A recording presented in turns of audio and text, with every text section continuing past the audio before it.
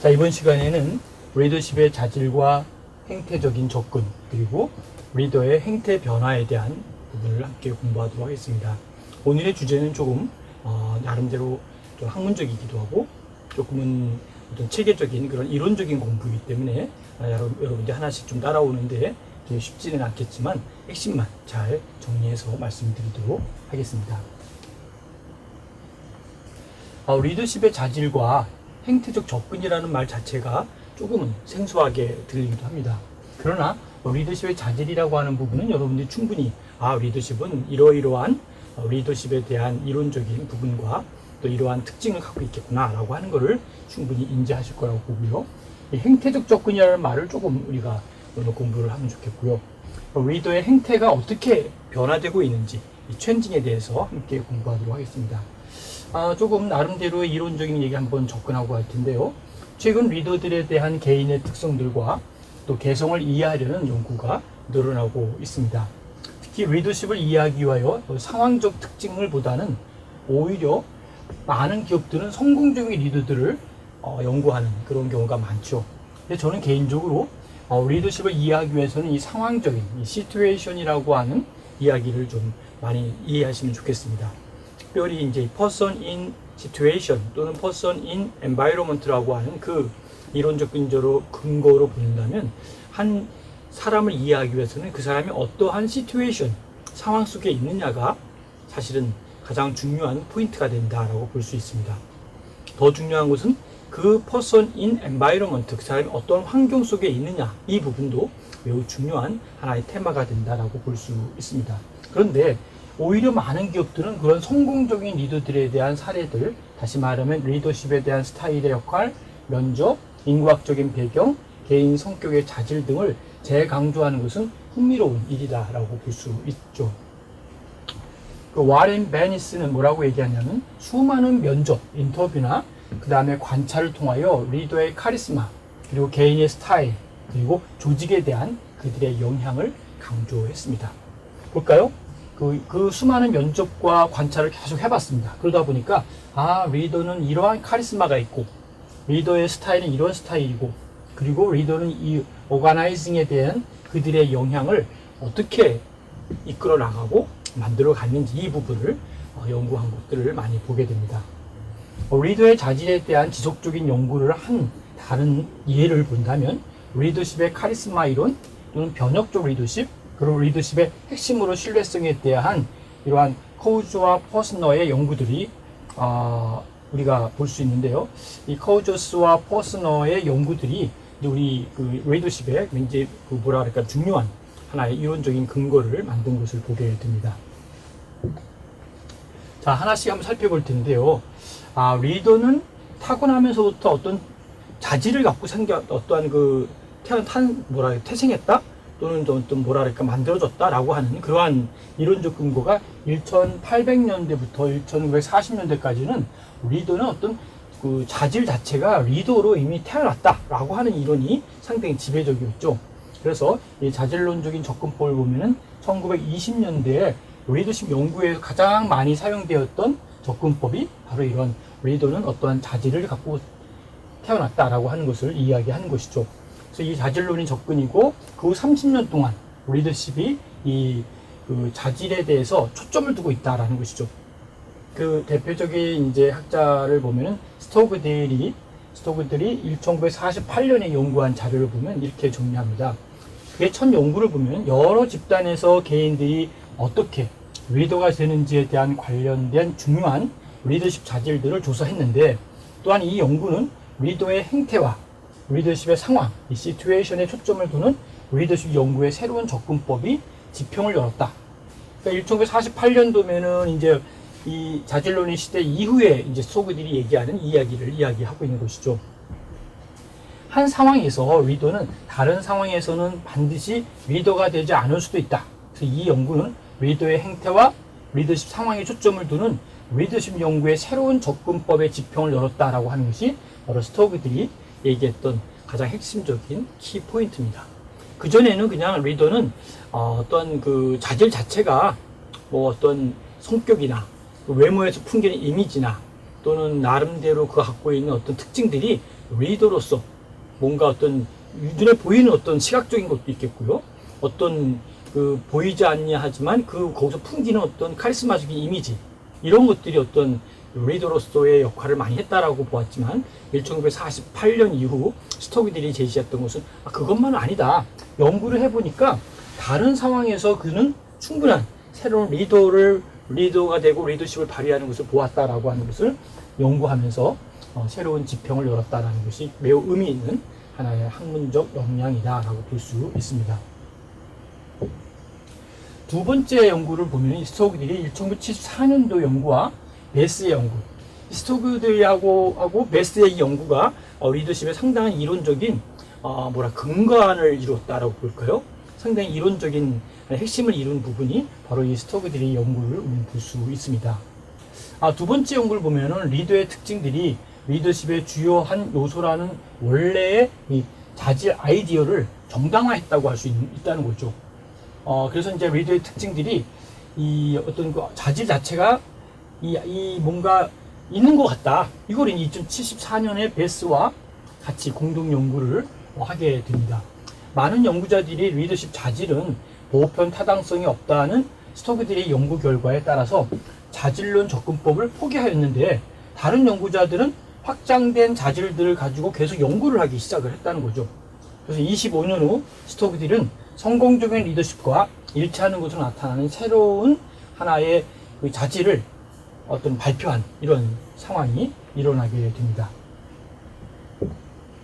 그는 그 자질 자체들을 행정적 기술, 공격성, 독립성을 첨가했다는 거죠.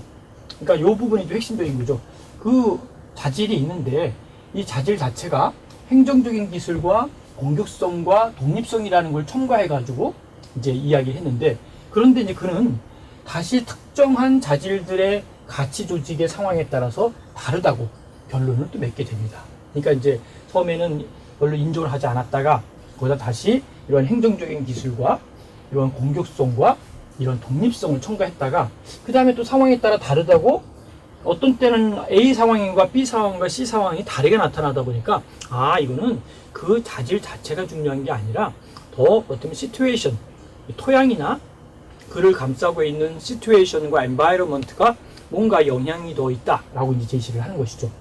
그래서 이러한 자질들은 효과적인 리더십과 다른 요인들과 결합을 하였을 때 가능하다라고 하면서 뭔가 좀 보충적이고 보완적인 이론을 제시하게 됩니다.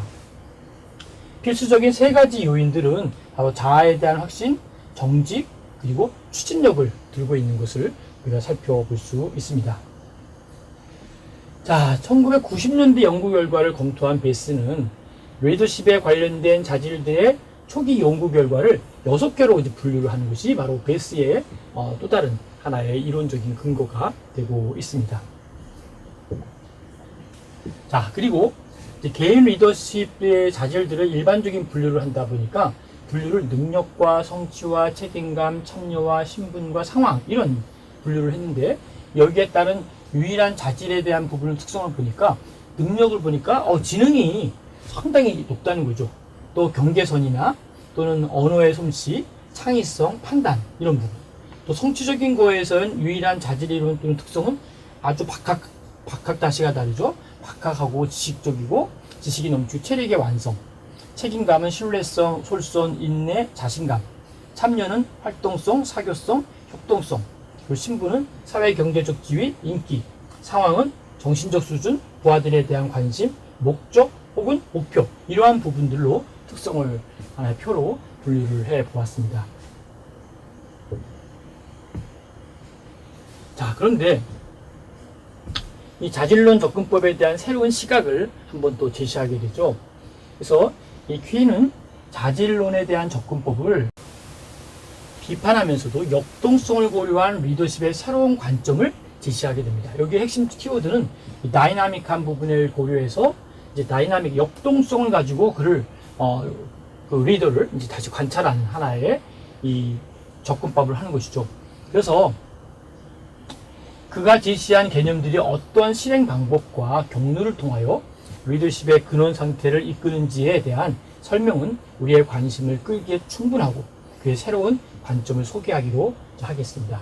그래서 우리가 이제 나름대로 리더십에 대한 이론들을 쭉 이제 보면요. 어떠한 학자들이 각자 자기가 경험하고 자기가 알고 있는 소위 체험적인 그러한 이론적인 것들을 제시를 하게 됩니다.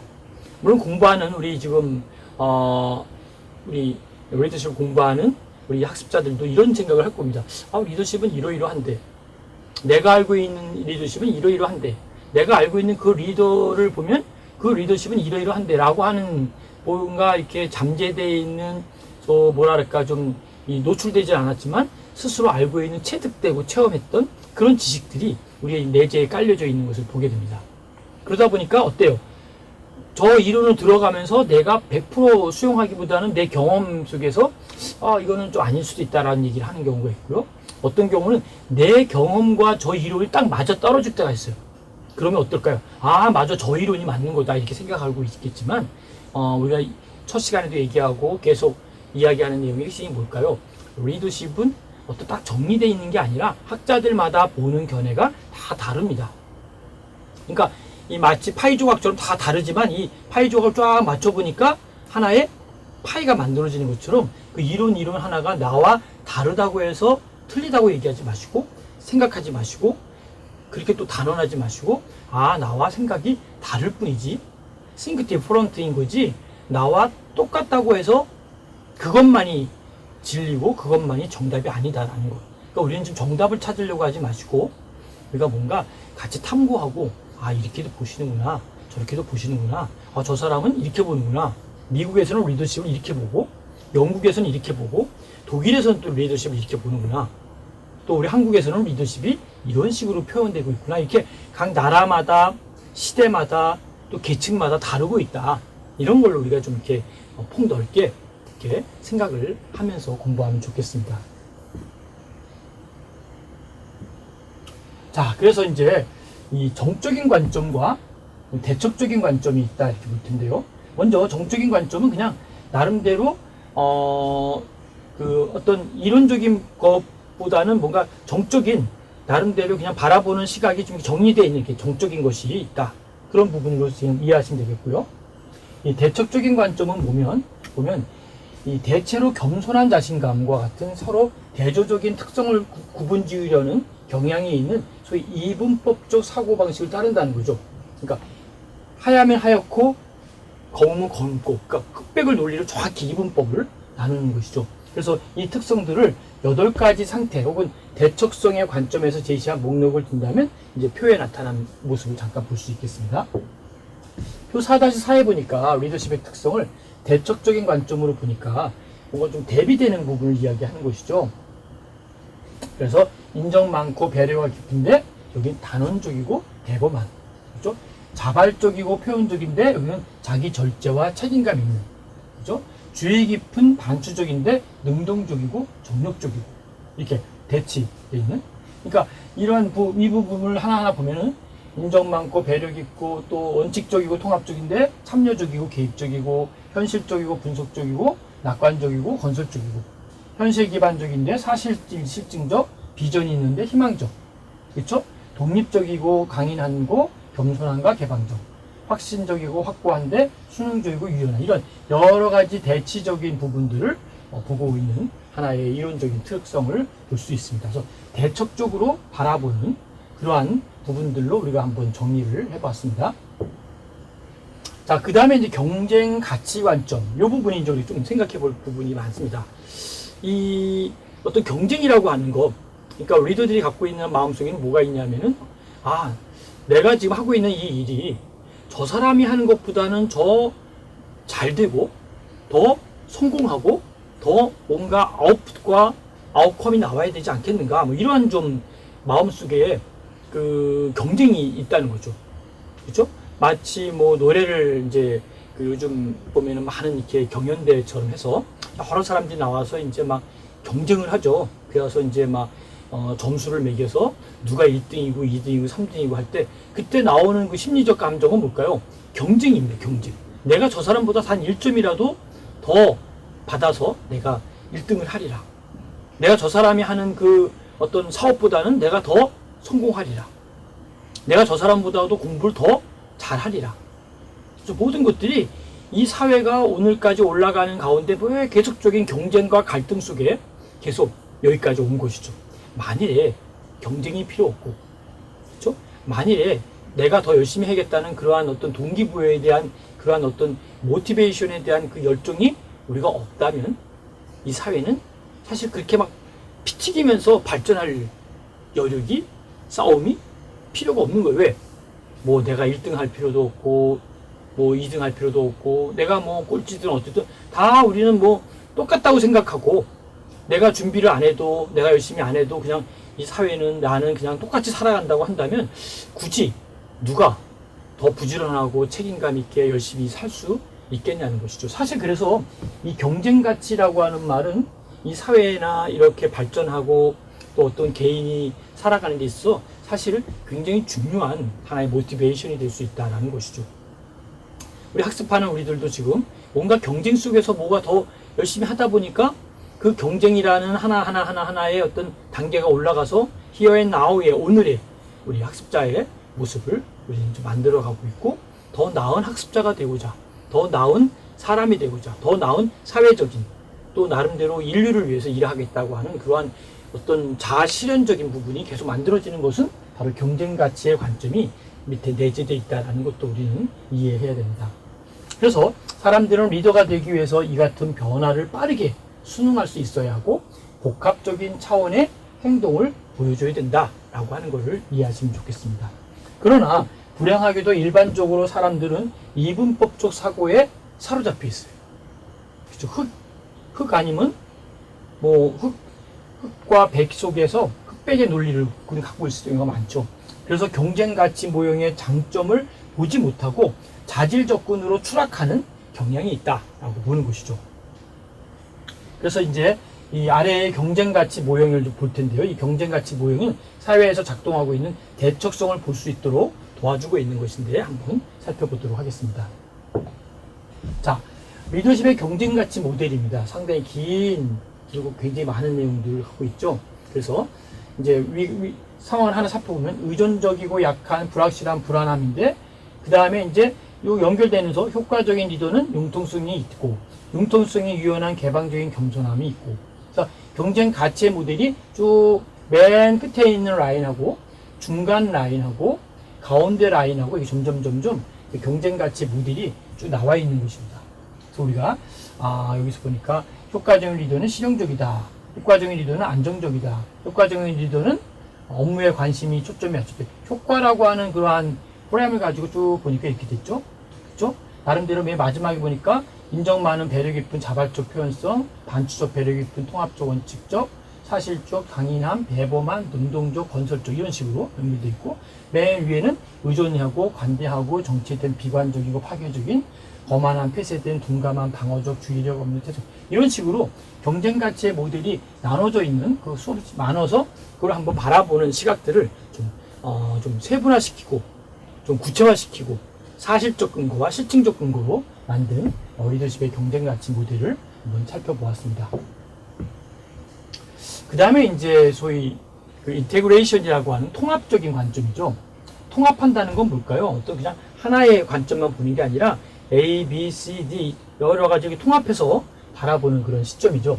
그 통합적 관점을 보면 리더십의 근원적인 상태에서 사람들은 보다 집중적이고 희망적이고 낙관적이게 된다. 그래서 그들은 또한 비전과 자신감이 있고 용감하고 꾸준하고 수능적이고 배려심도 깊고 남을 염려하는 등의 속성을 지닌다라고 해서 통합적 관점의 한 리더를 설명을 하고 있습니다. 하지만 우리가 이분법도 사고 속에서 이제 계속 있다 그랬죠. 흑백의 논리처럼 이 사고 속에서 살아간다면 그것들은 대척적이면서도 긍정적인 특성이 있다는 것을 놓치게 될 것이다. 그러니까 모든 이론들이 지금 각자 얘기를 하고 있지만 거기에는 장점이 있고 단점이 있고 지금 말하는 통합적이라고 하는 말은 사실 전체 통합한다고 하면서도 불구하고 어때요? 이분법도 사고에 살아간다면 그것들은 대척적이 되면서 그렇죠? 그러면서 긍정적인 특성이 있다는 것을 놓치게 된다. 이러한 또 통합이면서도 뭔가 아쉬움을 제시하고 있습니다. 자, 8가지의 대척성과 창조적인 8가지의 상태를 보면요.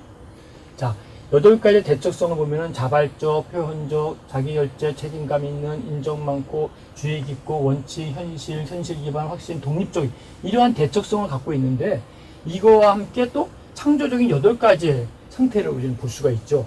그래서 이것을 책임감 있는 자유, 엄격한 사랑, 심사숙고하는 실행력, 순수한 개입, 장점 탐구, 현실 기반, 수능적, 독립된 상호 의존성 이런 식으로 뭔가를 또 이 부분에 갖고 있지 않았던 좀 크리에이티브한 창조적인 여덟 가지 상태를 제시를 또 하고 있습니다. 그래서 리더십의 근원적 상태를 나타내는 여덟 가지 개념은 뭘까요? 지속적인 완전성의 증진을 계속 하고 있는 겁니다. 뭔가 퍼펙트한 것을 위해서 계속 정진하고 있는데 여기에 여덟 가지의 개념이 연결되어 있는 거죠. 책임감 있는, 독립적 상호의존성, 장점을 탐구하고 순수한 개입, 엄격한 사랑, 수능적 자신감, 현실 기반, 심사숙고하는 실천력, 책임감 있는 자유. 이 여덟 가지의 채널 속에 지속적인 완전성에 대한 증진이 같이 동시다발적으로 계속 움직이고 있는 것이죠. 모두 다가 지금 뭐가 그러니까 ing형으로 현재 진행형으로 진행되고 있는 마치 그 지구가 끊임없이 자전을 하면서 나름대로 지구의 자기의 모습과 지구의 본래성을 지키기 위해서 움직이듯이 리더는 또 하나의 자기 자신을 만들고 또 이루기 위해서 끊임없이 계속 ing형으로 현재 진행형으로 움직이고 있는 이러한 모습들을 우리는 접근법을 통해서 살펴볼 수 있습니다. 리더십의 행동 및 행태적 접근법으로 이제 한번 넘어가도록 하겠습니다. 그래서 여러분들이 이 행동이라고 하는 부분과 또 나름대로의 그 행태라고 하는 부분 이 두 가지를 한번 살펴볼 텐데요. 행동과 행태적 접근법, 액션 앤드 비헤이비어 이 두 가지 채널을 같이 한번 접근하면서 이 상황을 살펴볼 텐데 조금 역사적으로 한번 들어가 보겠습니다. 행태적 접근은 바로 자질적 접근에 실망한 연구자들이 하다 보니까 이게 이건 아닌데 왜 이 사람들이 이렇게 접근할까 하고 이제 실망을 하게 되면서 연구자들이 관리자가 직무에서 실제로 무엇을 하는가에 좀 더 나름대로 주의를 기울이기 시작한 1950년 초부터 시작을 하기 시작합니다. 그래서 이제 행태 시대다 이렇게 얘기를 했는데요. 40년대부터 중반에서 70년대까지를 행태를 연구하는 시대다 해서 행태 시대다라고 했죠. 연구의 경향을 보면 행태들은 자질보다 더 쉽게 학습되어질 수 있다라는 논리상 유리한 장점이 더욱 리더십의 행태적 접근법의 발전을 부추긴 것으로 보이게 됩니다. 자, 그래서 이 행태적 접근법을 조금 더 세분해서 보면은 이 자질적인 접근법이 기대된 결과를 얻지 못하였고, 그리고 리더의 일체화나 훈련을 위한 필요가 제2차 세계대전이 도래하면서 나타났기 때문에 연구자들은 바로 효과적인 리더의 근원을 찾기 위하여 자질보다는 오히려 행태 연구로 방향을 이제 전환하게 되죠. 왜냐하면 자질을 연구하다 보니까 이거에 대한 많은 문제점이 있는 거예요. 그리고 별로 이렇게 좋은 결과가 나오지 않으니까 이것보다는 행태를 연구하기 시작하는 것이죠. 그래서 행태에 대한 연구 경향은 이 시기 어느 정도 강력한 영향력을 가지고 있는 행태 이론에 의해서 유발되는 것이었는데요. 행태적 접근법은 효과적인 리더가 무엇을 하는가? 여기에 이제 하나의 강조점을 두고 진행을 하게 됩니다. 그래서 행태에 대한 강조는 자질 접근법보다는 다음과 같은 장점을 갖고 있는데요. 행태는 첫 번째, 자질보다 객관적인, 주관적인 것이 아닙니다. 객관적으로 관찰될 수 있다라고 하는 것이 첫 번째고요. 두 번째, 행태는 자질보다 더 세부적으로 그리고 정확하게 측정될 수 있다라고 하는 것이 이제 두 번째고요. 세 번째는 자질이 타고난 것이나 혹은 생애 초기에 발전하는 것과는 반대로 행태는 러닝된다, 학습이 될 수 있다.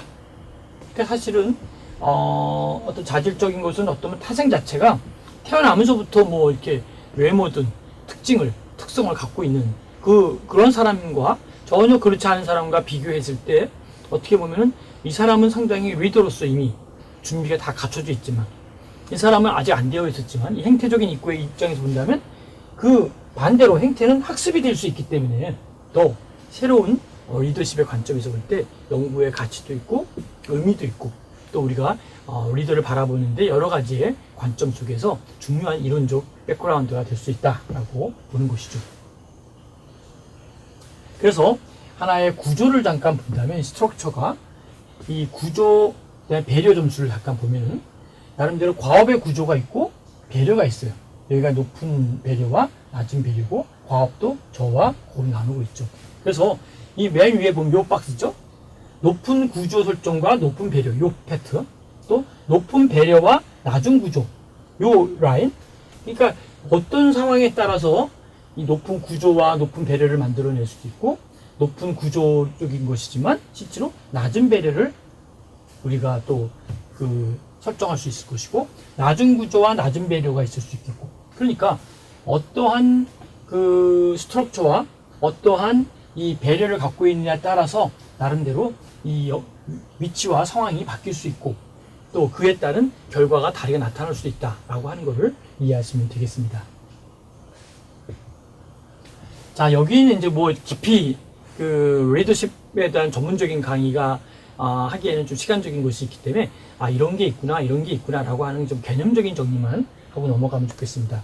그래서 특별히 리더십의 행태적인 접근법에 유용해 보면 오하이오 주립대학에 대한 오하이오 스테이트 연구가 있고 미시간 대학에서 했던 미시간 리더십의 연구가 있고 또 리더십 그리드가 해가지고 대부분 요 맥락이 리더십에 대한 이론적 백그라운드에 많은 이론적인 범주를 얘기하고 있고 또 정리를 하고 있습니다.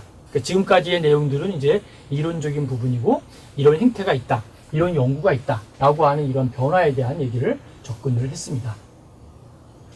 자, 그 다음에 이제 개인에 대한 좀 차이가 있다는 것이죠. 그래서 개인적인 뭔가 individual different라 그래가지고 개인적인 차이가 있는데 이 개인적인 차이를 가져오는 특징과 요소 그리고 특징적인 요소와 한계가 있다. 이 부분을 두 가지를 한번 정리를 해보겠습니다. 자질이라고 하는 부분에서는 각 리더들은 가질 수 있는 자질을 밝혀내려고 하는 노력을 했죠. 저 사람의 자질이 뭘까 하고 해서 이제 뭔가 연구를 했는데 이 자질 이론들에 대해서 왜 생기게 되는 원인을 설명하지 못한 거예요. 이 사람은 왜 이런 자질 이론을 갖고 태어났을까? 그걸 이제 발명하기가 좀 어렵게 된죠. 단지 주어진 행태가 어떠한 리더십의 효과성과 관련이 있는지를 조사합니다. 여기 이제 효과성이라고 하는 것은 아웃풋, 아웃컴, 결과를 이야기하는 것이죠. 그러니까 사실은 이 사람은 왜 이런 자질론을 갖고 있을까? 이게 왜 이렇게 되었을까라고는 이야기하면서도 실질적으로 왜 이렇게 됐는지에 대한 거기에 대한 원인을 설명하기가 참 어려웠다라는 것도 기억하시면서 따라서 무엇이 이들 간의 이 different 차이를 가져오는지 왜 이렇게 됐는지 원인에 대해서 설명하는 것이 바로 오늘 이 챕터에서 우리가 생각할 하나의 중요한 포커스다라고 보면 됩니다. 그래서 특징적인 요소를 살펴보니까 개인의 차이를 이해하기 위하여 유전과 환경 간의 상호작용을 이해하지 않으면 안 된다라는 것이죠. 여기 두 가지 얘기가 나오죠. 유전이라는 단어와 environment라는 두 개의 상호작용. 이 상호작용이 우리가 어떻게 작용하고 있고 어떻게 연결되고 있고 이것이 어떠한 상관관계가 있는지 이거를 한번 이해를 해야 된다는 거죠. 예를 한번 들어보겠습니다. 예를 들어서 남성과 전형적으로 관련이 있는 유전학적 자질은 남성들이 경쟁적이고 공격적인 반면에 여아들은 남아보다 더 일찍이 언어 기술이 발전하는 경향이 있다는 것이죠. 우리가 좀 상식적으로 보면 때 어때요? 우리 여아들이 말할 때 굉장히 말에 대한 속도와 어떤 언어의 구사력이 굉장히 풍부하죠. 그런데 남아들은 어때요? 이런 좀 경쟁적이고 공격적이 있지만 실제로 언어에 있어서는 어눌하기도 하고 늦게 개발되는 경우들이 많이 있다라는 것이죠. 그래서 부모가 여성들에게 더 말을 많이 한다든지 여성들이 언어가 능숙하기를 기대한다든지 또는 모든 이러한 요인들이 그들의 언어 기술을 어떻게 발전시키는지 이런 부분들에 대해서 우리가 사실 이야기하기는 사실 쉽지는 않다는 것이죠. 그래서 개인들 간의 차이를 분석하는 틀을 보니까 유전은 유전인자와 인종, 민족, 성별에 따라서 다르다는 거죠. 그렇죠? 여성과 남성이 좀 어떤 유전인자 다르고 인종에 따라서 또 민족에 따라서 특별히 뭐 유태인의 민족 같은 경우를 보면은 상당히 좀 특별한 특성을 갖고 있거든요. 유전 인자 자체가 다른 것 같은. 그러니까 이런 유전 인자들이 있고 환경을 보니까 물론 이 유전 인자들이 이거와 또 아주 긴밀한 것은 아니 여기에서도 또 요즘 많이 연결되는 경우도 있죠. 환경 엔바이러먼트를 보니까 문화와 교육, 특히 이제 유태인의 교육 같은 경우는 아주 그 태생부터 특별한 교육을 시키지 않습니까? 유태인의 교육법을 보면 그러니까 문화와 교육에 대한 또는 부모의 영향, 물질적인 환경 이러한 부분들이 유전과 환경의 영향 속에서 개인의 특징을 만들어낸다는 거죠. 개인의 퍼스널리티의 성격과 그 사람의 능력과 기술, 그 사람의 그 카파시티, 능력이 어떻게 되는지, 그 사람의 스킬이 어떤 것인지 이런 것들도 개인적으로 만들어지죠. 밸류에 대한 부분도 만들어진다는 것이죠. 그래서 이러한 것들이 연결되면서 나름대로 능력과 기술과 가치와 성격이 연결되면서 뭘 만들어질까요? 리더십 스타일과 나름대로 환경의 영향과 유전의 영향이 큰 바운더리 안에서 이 개인의 특징인 리더십의 스타일이 있고 리더십의 행동을 우리는 관찰할 수 있고 알게 될 수 있다라고 하는 것이죠. 그러니까 이제 우리가 개인들 차이를 분석하는 틀은 이런 것이죠. 이 퍼스널리티를 알기 위해서는 유전인자가 어땠고 인종이 어떻고 민족과 성별이 어떻고 더 나아가서는 이 사람이 어떠한 교육을 받았고 어떠한 부모 밑에서 또 물질적인 환경이 풍요로운 곳인지 어려운 곳인지 그것이 here and now의 오늘의 우리를 만들었고 더 작게는 오늘의 나를 만든 거예요. 오늘의 나를 만든 가장 큰 원인을 따라가다 보니까 유전인자와 환경이 나를 이렇게 하나의 필터링을 통해서 만들어냈고 그것이 개인의 특징이 내가 이걸 어떻게 소화했느냐에 따라서 here and now의 리더십 스타일과 행동이 오늘 만들어졌다는 것이죠. 그러니까 오늘이라고 하는 이것은 그냥 어느 날 툭 떨어진 게 아니고 오늘이라고 하는 것, 지금이라고 하는 것은 here and now는 그냥 here and now가 만들어진 게 아니죠. 그죠? 그 많은 과정과 많은 시간과 과거와 현재가 쭉 몰려서 오늘의 here and now의 지금의 모습을 우리는 보게 되는 것이죠. 그러니까 우리가 그 방문객이라고 하는 시가 있죠. 저는 그 방문객이라는 시를 참 개인적으로 상당히 좋아하는 그리고 또 깊이 생각하는 그러한 시 중에 하나인데요. 한 사람이 오고 있다. 그죠? 저 시를 한번 맥을 하나 얘기를 드리면 한 사람이 이 속에 오고 있는데 그 한 사람이 오는데 그는 한 사람이 오는 게 아니라는 것이죠. 뭐가 온다 그러죠? 그 사람의 과거의 모든 삶이 같이 오고 오늘의 삶이 같이 오고 그리고 여기에 있는 거예요. 그리고 이 사람은 다시 미래를 향해서 나아가는 것이죠. 그러니까 더 크게 좀 제가 확대해서 설명한다면 그 사람이 오는 것은 그 사람의 과거와 현재와 미래가 함께 오는 겁니다. 경이로운 것이죠. 그 사람이 50년을 살았으면 50년의 역사가 지금 여기에 와 있는 거예요. 놀랍지 않습니까? 60년 된 사람을 만나면 60년의 역사가 이곳에 와 있고 그 사람이 그 생각과 그 사람의 느낌과 그 사람의 행동 다시 말하면 그 사람의 feeling과 thinking과 behaving이 여기에 살아서 ing으로 움직이고 있는 것이니까 놀라운 하나의 역사고 놀라운 기적이고 놀라운 미래가 이 가운데 있는 것이죠. 그러니까 그 과거에 어떻게 살아왔는 그 사람의 삶의 미래가 여기서부터 또 시작되는 거기 때문에 우리는 이 방문객에 대한 그 시를 보면서 한 사람 한 사람을 만날 때마다 우리는 좀 경이로움과 어떤 좀 그 뭔가 존경하는 마음과 그 사람의 역사를 만나는 거기 때문에 상당히 좀 뭐랄까요 좀 새로운 마음으로 만나고 그리고 그 만남을 소중히 여기는 그러한 리더십이 우리에게 필요하지 않을까라고 생각을 해봅니다. 자, 그림에서 보았듯이 세 가지의 중요한 개인 자질들의 차이는 리더십 스타일에 영향을 미칠 수 어떨까요? 있다는 것이죠. 그래서 성격과 가치 그리고 능력과 기술 이 퍼스널리티의 개인을 유일하게 만들 수 있는 일련의 안정적인 그리고 물리적 그리고 심리적 특징을 우리는 볼 수 있다라고 하는 것이죠. 그것은 많은 성격 자질로 구성되고 있고 그리고 상호작용하는 생물학적 그리고 환경적 요소들의 산물이다라고 보는 것이죠. 그리고 이것은 개인 차이의 주요한 요소이고 그리고 다른 특징에도 어때요? 영향을 미칠 수 있다라고 보는 것이죠. 자, 개인의 특징과 형태를 보면은 행태의 범위가 있습니다. 그렇죠? 여기고, 그 다음에 여기 불완전한 영역이 있고, 네, 불완전한 영역이 있어요. 근데 불완전한 영역 사이에 안정적인 영역이 쭉 연결되면서 개인의 특징이 여기서 나타나고 있다는 것이죠. 그러니까 특징과 행태의 그림을 좀 보이지 않지 않습니까? 무형의 것들을 우리가 말로 설명하니까 쉽지 않지만 무형의 자료를 갖다가 유형의 자료를 만들어 보니까 형태의 범위는 이렇게 되어 있는데 불완전한 영역과 안정적 영역이 있지만 이 양쪽을 불완전한 영역을 보고 가운데 안정적인 영역 속에 개인의 특징이 나타나 있다. 굳이 이 부분이 퍼펙트한 이론적 설명은 아닙니다만 우리가 생각을 말로 표현하고 말된 것들을 우리가 그림으로 시각화시킨다는 것이 이렇게만 이렇게 좀 정리를 그림으로 표현을 해봤습니다. 리더십의 기술을 한번 보면 이 프로페셔널한 기술이 있고 대인관계에 대한 거, 개념적인 기술이 있는데 전문적 대인관계 개념적인 기술이 있는데 전문적 기술은 업무 과정, 방법, 도구 그리고 기술에 대한 knowledge고 대인관계 기술은 의사소통, 커뮤니케이션이죠. 갈등에 대한 관리, 협상, 팀 구축을 포함하는 대인관계에 대한 지식이고 그리고 개념적 기술은 문제 해결, 논리적 사고, 의사결정, 창조 그리고 추리에 대한 지식이고 이런 knowledge에 대한 부분이 있지만 이런 하나하나가 좀 세분화된 것이 바로 리더십에 대한 기술을 설명할 수가 있습니다.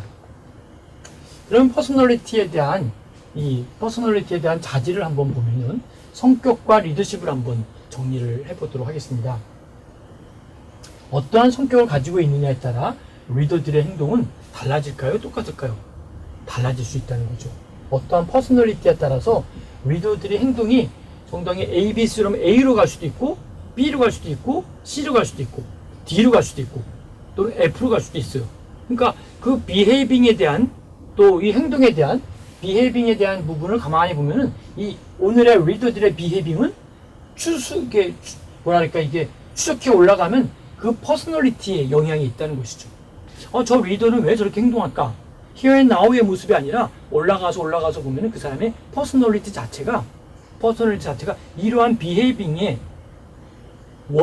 행동을 할 수밖에 없는 원인 제공자가 여기가 있다는 거죠. 그래서 역시 부하들은 리더의 말보다 행동을 보고 다르다고 하는 것은 바로 많은 사례를 통하여 이미 밝혀진 바가 많이 있죠. 표를 잠깐 볼 텐데요. 표 5가지 측정치들은 상대적으로 독립적으로 관리하는데 몇 가지의 의문을 가지고 있을 수 있고 특히 어떤 하나의 어떤 측정치만으로 성과 혹은 리더십을 예측할 수는 없을 것입니다. 그래서 이들의 상호 보완 관계로 보는 시각이 더욱 설득력이 있다. 그러니까 어떤 걸 바라보는데 우리가 너무 단원적으로 보지 마시고 단편적으로 보지 마시고 서로 상호 작용하고 상호 관계성이 있다. 여기에 초점을 두시면 좋겠습니다. 5가지 성격 특징이 있죠. 성실성, 외향성이냐 내향성이냐, 경험에 대한 개방성, 감정의 안정성, 동의함. 이러한 하나의 5가지 채널로 성격을 측정할 수 있는데 여기에 대한 설명된 부분들은 이런 부분들로 설명을 되고 있다는 것이죠. 그래서 성실성은 의존할 수 있고 책임감이 있고 조직적이고 미리 계획을 세우는 정도가 바로 성실성이고 외향이냐 내향이냐고 볼 때는 사교적이고 이야기하기 좋아하고 단원적이고 적극적이고 그리고 야망이 있는 정도에 따라서 외향적이다, 내향적이다 또는 외향성이다, 내향성이다 이렇게 보는 것이죠. 경험에 대한 개방성을 볼 때는 상상력이 있고 도량이 크고 호기심이 있고 그리고 새로운 경험을 찾는 정도에 따라서 경험에 대한 개방성을 설명할 수 있다는 것이죠. 감정의 안정성을 볼 때는 근심이 많고 우울하고 성나고 그리고 불안한 정도에 따라서 어떤 필링에 대한 안정성을 얘기할 수 있다는 것이죠. 동의함에 대해서 볼 때는 정중하고 호감이 가며 좋은 성격을 가지고 있고 융통성이 있는 이 부분이 바로 동의함으로 볼 수 있다는 것이죠. 그래서 성실과 외향, 내향, 경험, 감정, 안정, 동의함으로 이렇게 5가지 성격 특징을 볼 수 있습니다. 자, 다음에 마키아벨리에 대한 성격을 한번 보면요. 그 마키아벨리에 대해서 보면은 이 성격은 나름대로 그 마키아벨리스의 저서인 그 군주론에서 기초를 하고 있죠. 마키아벨리의 저서 군주론에서 보면 이렇게 나옵니다. 마키아에 대한 척도를 얘기를 하는데요. 마키아 척도는 집단의 이익, 어떤 그룹에 대한 이익보다는 자신의 이익이나 선호도를 앞세우려는 사람의 정도를 측정하고 있다는 것이죠. 그리고 개인의 이익을 위하여 다른 사람들의 영향을 미치고 그리고 조종하는 개인의 능력을 측정하고 있다. 이 부분이 핵심적인 군주론의 핵심 키워드입니다. 이 척도에서 높은 점수를 받은 사람은 개인의 목적을 달성하고 다양한 수단을 사용하는 데 능숙하고 있는데 더욱이 인간의 성격에 대한 나름대로 냉소적인 그러한 나름대로의 그 단점을 가지고 있다. 나름대로 이거는 이런 것 같다 라고 하는 이러한 부분들을 제시를 하고 있습니다. 그래서 이 척도에 대해서 정말 좀 냉소적이다. 이 성격에 대한 냉소적인 부분들 얘기하는 부분인데 이 마키아벨리안의 성격에 대한 부분들을 우리가 핵심적이기 때문에 요거만 좀 보시면 좋을 것 같아요. 집단의 이익보다는 자신의 이익이나 선호도를 앞세우려는 사람의 정도를 측정하는 것. 그러니까 이 사람은 집단에 대한 이익을 추구하는지 자신의 이익을 추구하는지 여기를 측정하고 개인의 이익을 위하여 다른 사람들의 영향을 미치고 조종하는 개인의 능력을 측정한다. 그게 상당히 어떤 심리적인 어떤 그 그룹을 이끌어갈 때 측정하는 범위를 상당히 볼 수 있는 마음을 꿰뚫어 볼 수 있는 그러한 어떠한 그 마키아 척도를 한번 여러분들이 참고해서 보시면 좋을 것 같습니다. 이러한 사람들은 효과적인 리더십의 필요적 조건인 정직성, 성실성이 결여되어 있다는 거죠. 이 사람은 정직과 성실이 좀 결여되어 있다 이렇게 볼 수 있는 거죠. 그래서 그들의 지지자들은 돕는 것보다는 오히려 자신들의 이익을 추구하는 것이 목적이다라는 것이죠. 살다 보면 어때요? 우리가 저 사람은 어떻게 저럴 수 있을까?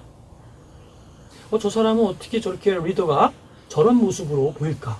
우리 마침 이제 언론에 비춰지는 많은 리더들을 보면서 그렇지만 그 리더는 언론에 비춰진 그 리더들은 자기는 아무 잘못 없다. 나는 내가 해야 될 도리를 했고 나는 이것이 정당하다고 본다. 이 얘기는 뭘까요? 그 사람의 가치관이 여러분과 또 우리라고 하는 그런 대중적인 것과는 좀 다른 거예요. 이 사람은 그 퍼스널리티 자체도 다르고 그 사람의 가치관에서 바라보는 시각은 내가 하는 거는 정당하고 내 힘으로 내가 노력해가지고 내가 이렇게 살아왔는데 왜 나를 이렇게 법정에 세우느냐라고 할 수밖에 없는 이러한 부분들은 과연 왜 그럴까요? 그 사람의 퍼스널리티 자체가 다르다는 것이죠.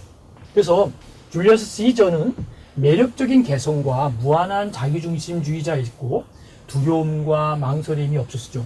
그는 목적을 위해서라면 여기 보면 목적을 위해서라면 수단과 방법을 가리지 않았고 이거 어디서 많이 들은 내용이 아닐까요? 목적을 위해서라면 수단과 방법을 가리지 않는다. 이게 바로 공산주의 이론의 핵심입니다. 공산주의 이론은 뭘까요? 목적을 위해서라면 수단과 방법을 수없는 많은 사람을 죽여서라도 목적을 이루면 그것은 정당하다는 것이 공산주의 이론의 핵심 키워드 아닙니까? 이 줄리어스 시저도 바로 그런 면을 갖고 있죠. 목적을 위해서라면 수단과 방법을 가리지 않았고 방해가 되는 어떤 것도 용납하지 않았다. 내 목적을 거슬리는 것은 다 사람을 죽여서라도 한 사람이 아니라 수십 명, 수만 명을 죽여서라도 그것을 이루는 것이 바로 목적을 위해서라고 하면 정당성이 있다는 것이죠. 자, 그렇다면 다른 로마 지도자들과 달리 시저는 목표를 이루기 위하여 어떠한 희생도 불사했고 원하는 것을 위하여 파렴치한 수단을 쓰기도 했고 심지어는 정치개혁을 성공시키기 위해서라면 동료 정치가들을 희생시키는 것도 마다하지 않았고 그가 심중에 간직한 목표는 오로지 뭘까요? 권력의 쟁취였다는 것이죠. 자, 이런 면을 여러분 오늘날 또 과거 정치인들을 통해서 많이 보지 않았나요? 어제까지는 오늘까지는 정말 둘도 없는 그러한 같이 파트너였는데 어느 날 가차없이 정리하고 나의 목표를 가로막는 사람들에 대해서는 파렴치하게도 자기와 관련이 없는 사람처럼 쳐내는 이러한 모습들을 우리는 정치사와 이러한 역사 속에서 많이 보아왔습니다. 그것은 비단 오늘의 정치만이 아니라 과거의 모든 삶 속에서 비단 정치만이 아니라 모든 정치, 경제, 사회 모든 것을 총망라한 사회 속에서도 바로 우리 이러한 모습들을 보아왔습니다. 바로 이것이 우리의 퍼스널리티 속에 있는 줄리어스 시저만이 갖고 있는 것이 아니라 바로 이러한 우리의 그 마음속에 이러한 그 다른 가치관들이 존재할 수 있고 존재되고 있고 만들어져 가고 있다. 이 부분을 우리 잊지 말아야 됩니다. 실패한 리더와 성공한 리더를 한번 살펴보도록 하겠습니다. 관리자 실패를 초래한 7가지 이유를 보면 감수성이 없고 실패하는 겁니다. 짜증나게 하고 위협하고 남을 못살게 구는 사람, 냉정하고 냉담하고 오만한 사람, 사람의 신뢰를 배신하는 사람, 과도하게 야망이 있고 자기중심적이고 다음 직업을 생각하고 정치적으로 행동하는 사람, 기업의 구체적인 성과를 결정하는 문제, 지나친 관리, 팀에게 위임하거나 혹은 구축할 수 없는 사람, 위임해야 되는데 좋은 부하를 선택할 수 없는 사람은 관리자 실패를 초래한 7가지의 원인에 들어간다 라고 보는 것이죠. 그 다음에 캘러만의 나쁜 리더십 7가지 유형을 말하고 있는데요. 이 캘러만의 나쁜 리더십이 뭘까요? 무능, 경직, 무절제, 무감각, 부패, 편협, 사악 7가지죠. 그래서 무능하고 경직적이고 부절제하고 무감각하고 부패와 편협과 사악에 대한 이 부분은 캘러만이 얘기했던 나쁜 리더십에 들어가고 있다는 것이죠. 이러한 리더십을 가진 사람들은 소위 실패한 리더들인데, 왜냐하면 이들은 한때 큰 영향을 행사하고 많은 추종자들을 이끌는 탁월한 기술로 시작은 하였지만 결국에는 많은 사람들을 부패하게 만들고 나라를 망치고 기업을 망치는 문화를 조장하게 했다라고 하는 것이 이 캘러만이 얘기했던 7가지 나쁜 리더십입니다. 자, 혹시 우리 리더십 중에 이러한 부분들이 조금씩 들어갈 수도 있겠죠. 뭐 무능한 것도 있겠고, 뭐 여러 가지 뭐 사악한 것도 조금씩 있겠죠. 그러나 그것이 도를 넘어치고 어떤 수치를 넘어갈 때, 그때 우리는 이러한 나쁜 리더십이 우리도 모르게 표출되고 잠재된 것이 나올 수밖에 없다라는 것도 이해하시기 바랍니다. 캘러만의 7개의 나쁜 리더들은 혹은 실패한 리더들의 종류를 흥미있는 사례를 들어가면서 설명을 했죠.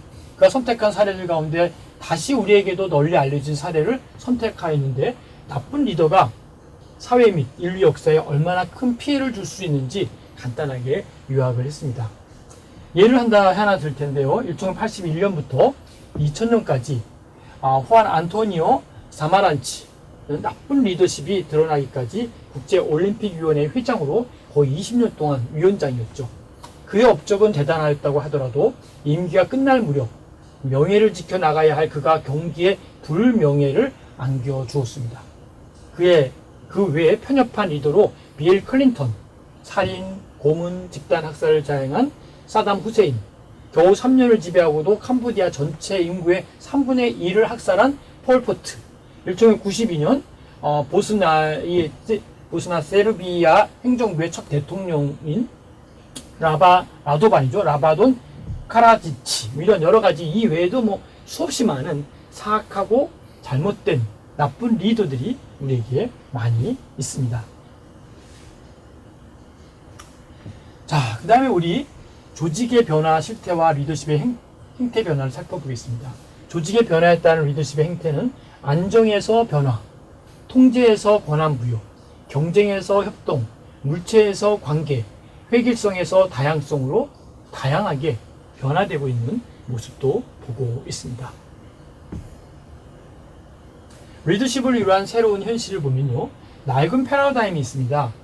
산업사회는 안정과 통제와 경제와 물체와 획일성이라고 하는 부분을 갖고 있는데, 새로운 패러다임은 어때요? 정보사회는 변화와 권한부여, 협동, 사람과 관계, 다양성이라고 하는 새로운 바뀜이 있고 새로운 패러다임이 있다는 것이죠. 리더십은 변하고 있고, Here and Now에서 앞으로 미래를 향해서 또 다른 미래의 리더를 우리는 기다리고 있습니다. 그 리더가 되기 위해서 우리는 무엇을 어떻게 준비해야 될지 한번 보셔야 될 줄로 압니다. 자, 우리 긴 시간 동안 함께 공부하셨는데요. 여기까지 우리 리더십에 대한 행태 수업을 여기까지 하도록 하겠습니다. 수고하셨습니다.